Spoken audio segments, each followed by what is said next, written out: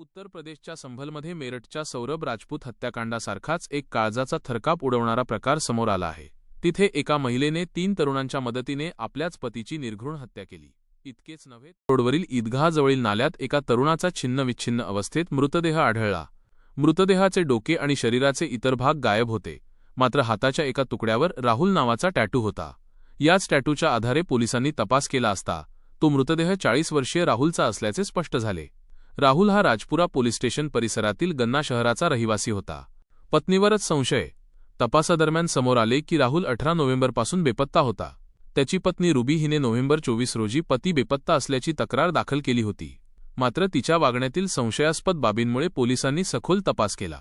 रविवारी पोलिसांनी घरातून स्कूटर, बॅग, टॉयलेट ब्रश, लोखंडी रॉड आणि इलेक्ट्रिक हीटर यांसारखे साहित्य जप्त केले।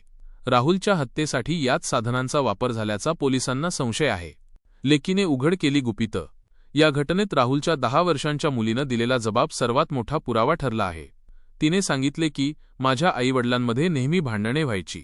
गौरव, सौरभ आणि अभिषेक नावाचे तरुण घरी यायचे आणि आम्हाला चॉकलेट द्यायचे। वडील नसताना ते आईला भेटायला यायचे। तिने पुढे सांगितले की अभिषेक नावाचा तरुण आईला म्हणायचा की काही महिन्यांची गोष्ट आहे, मग मी तुझा सांभाळ करेन। ज्या दिवशी ही हत्या झाली त्या दिवशी मुले शाळेत गेली होती।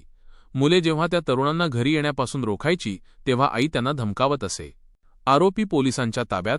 पोलिसांनी राहुलची पत्नी रुबी, तिचा प्रियकर आणि इतर आरोपींना ताब्यात घेतले असून त्यांची चौकशी सुरू आहे। राहुलच्या शरीराचे उर्वरित भाग शोधण्याचे काम सध्या युद्धपातळीवर सुरू आहे। स्वतःच्या पोटच्या मुलीने आईविरुद्ध दिलेली ही साक्ष या प्रकरणात सर्वात निर्णायक ठरणार आहे।